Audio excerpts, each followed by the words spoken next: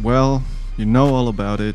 A legendary doll that encouraged body dysmorphia for millions of young girls, and a legendary scientist who took part in the utter destruction of hundreds of thousands of Japanese people. And they both had a movie about them come out at the same day last week.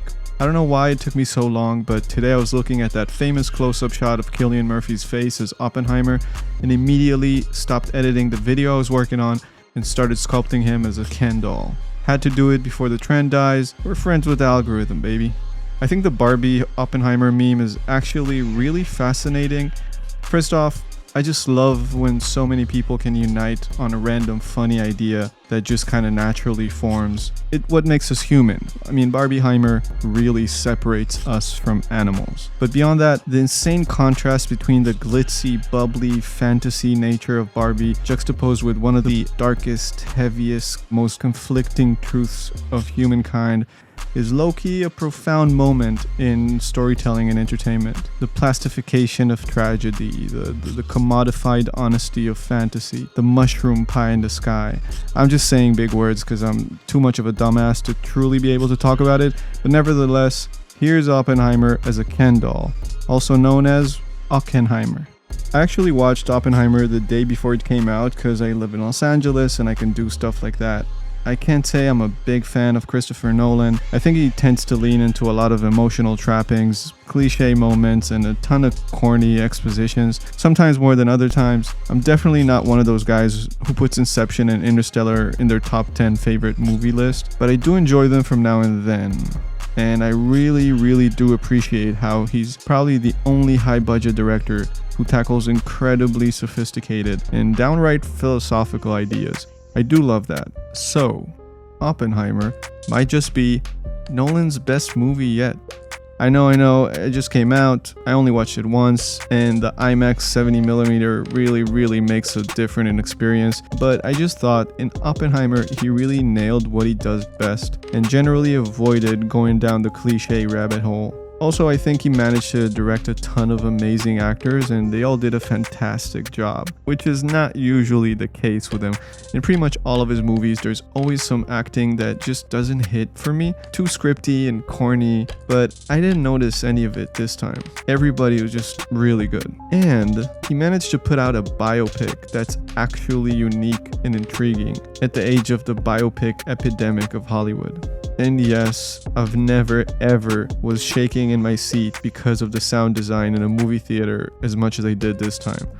The amount of rumbling sub bass was rattling the nucleus of my soul. It was kinda shocking. Anyway, I'm rambling. Go watch it if you think you'll enjoy it. As for this sculpture, I want it to be this minimal plasticky, like a Ken doll type vibe, but still have all those features Cillian Murphy has, with these really pronounced cheekbones and those sunken cheeks and eye sockets and really pronounced eyelids.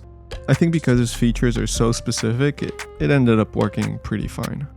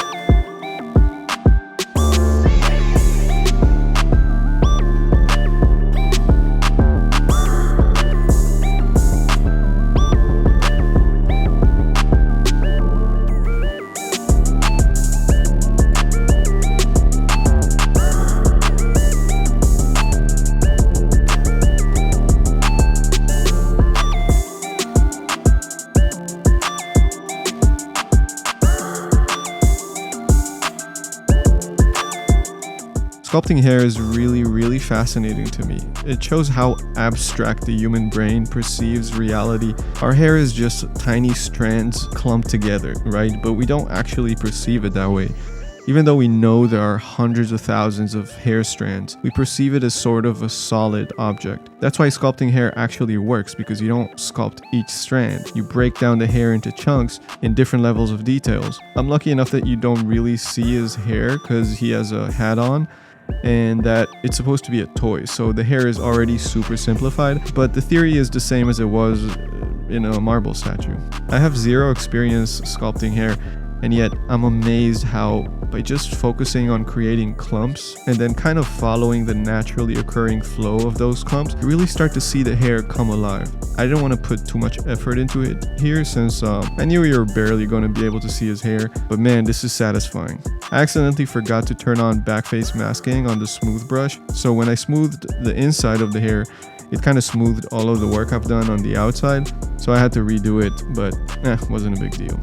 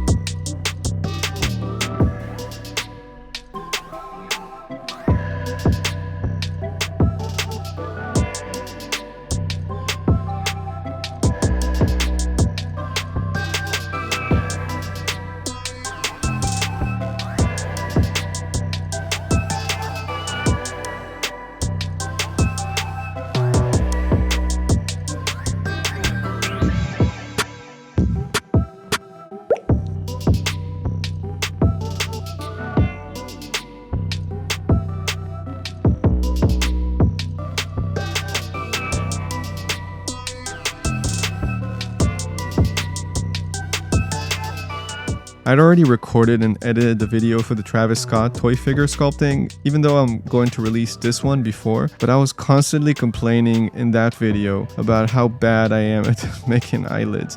So even though the kendoll eyelids are really flat, like the actual kendoll eyelids, super flat and kind of creepy looking, I made them specifically thicker here and tried to work on their finesse just because they came out so bad on the Travis Scott figure. Also, creating polygroups of the eyelids before Z-remeshing is extremely helpful to get good loops around the eyes. And now I'm just adding more detail after I remeshed everything. Again, didn't want to add too much detail, but I couldn't help myself.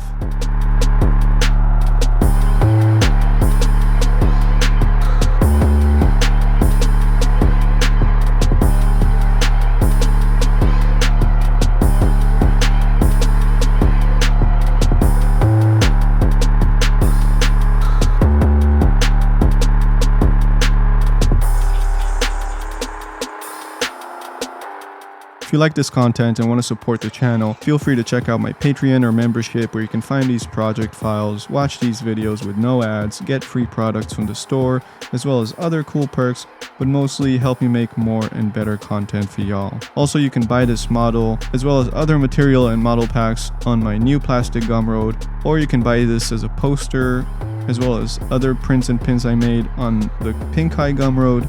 And I totally understand that not everyone can support that way, but even subscribing helps the channel, or giving me a follow on Instagram at ojang or the channel at Brand New Plastic. And if you want to help build the community, share your work, and just fuck around, join our Discord. I'll leave the link in the description. Either way, I really appreciate you.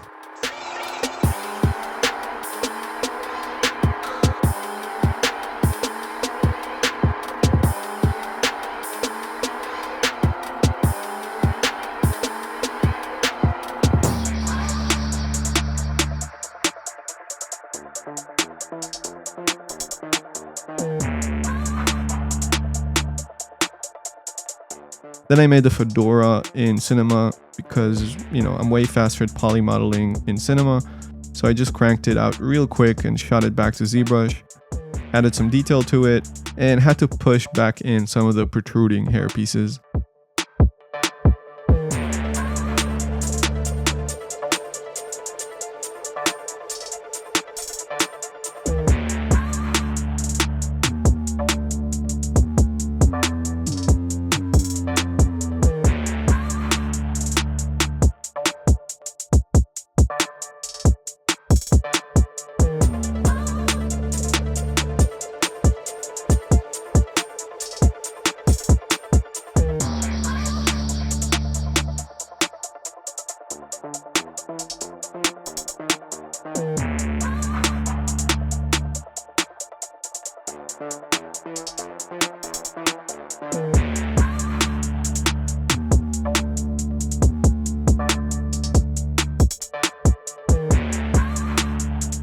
Then I created the base mesh of the body, and using the topology tool, I created a really low poly topography on top of it. Came out super choppy, so I sent it to Cinema to patch up the holes and kind of shape the collar. Then back to ZBrush for some more adjusting and sculpting and to give it some thickness.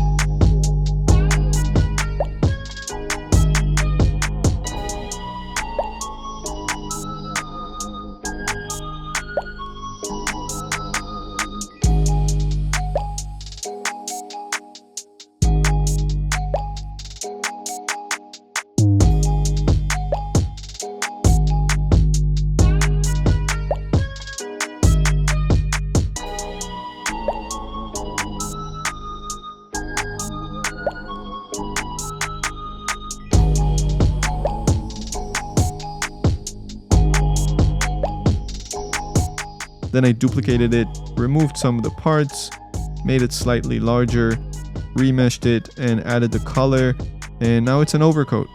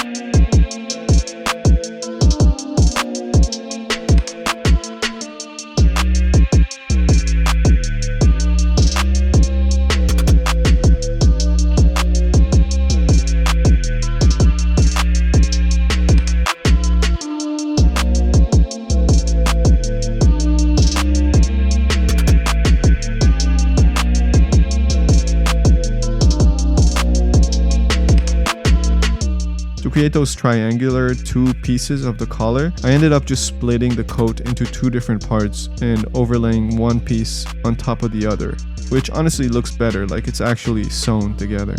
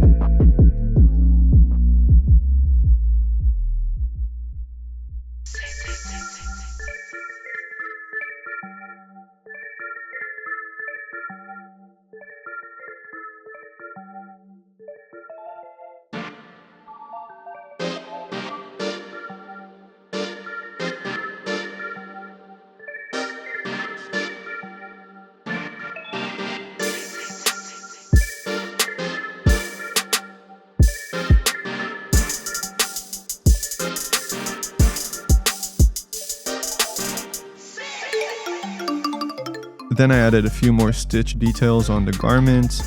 I love this trick of masking out the edge poly group, then expanding the mask so I can inflate it a little bit, and then it kind of becomes like a stitched edge. Then I added some stitches along it, and in 2 minutes, it looks cool for what it is.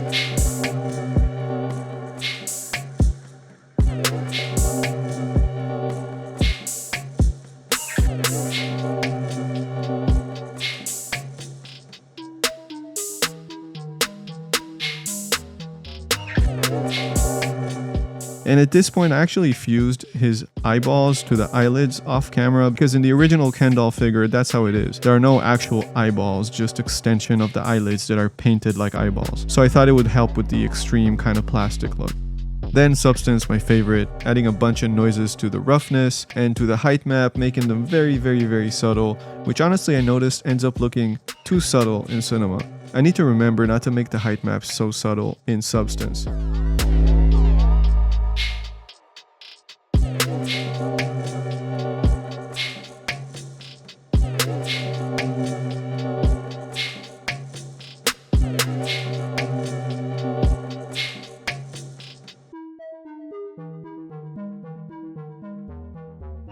And also just painted the eyes in.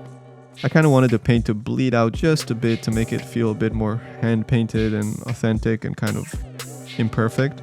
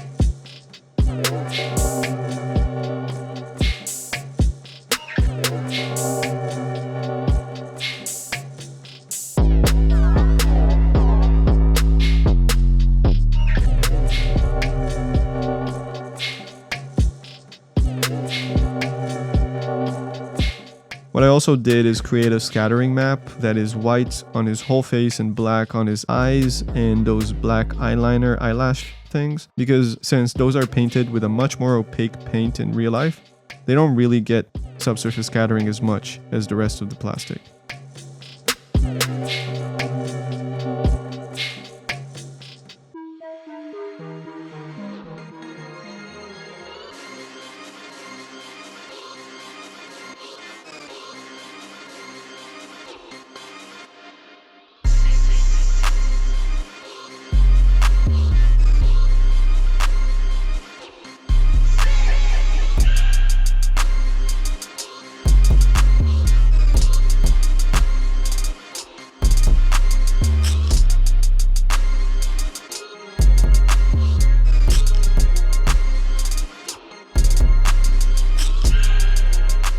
And for the hair, just layered a bunch of dark and light shades of brown. Then for all the other garments, I decided to just leave them as is and use my procedural fabrics materials for Octane. Then after texturing everything in Cinema, it was just about nailing the composition and the lighting. I tried to match that original Oppenheimer Cillian Murphy photo with this contrasty Rembrandt-like lighting with another focused and stronger rim light from the left.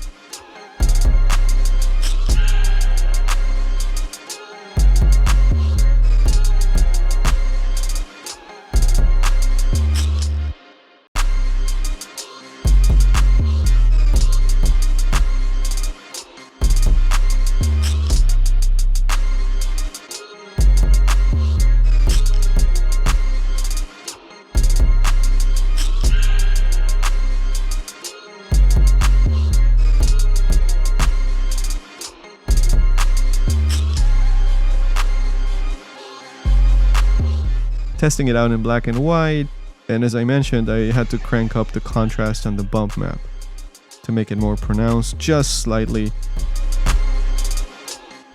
Beautiful.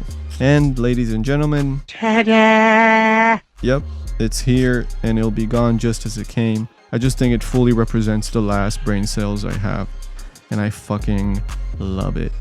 So I made this as a poster that you can buy on the Pink Eye Gumroad along with other posters and pins I made. Or you can buy this project, ZBrush tool file, and Substance Painter file on my other Gumroad, or consider Patreon and membership. You get access to all these project files, and as always, a bubblegum pink nuclear explosion of appreciation to all my comrades you see on the screen right now. I love you, have a great day. Peace.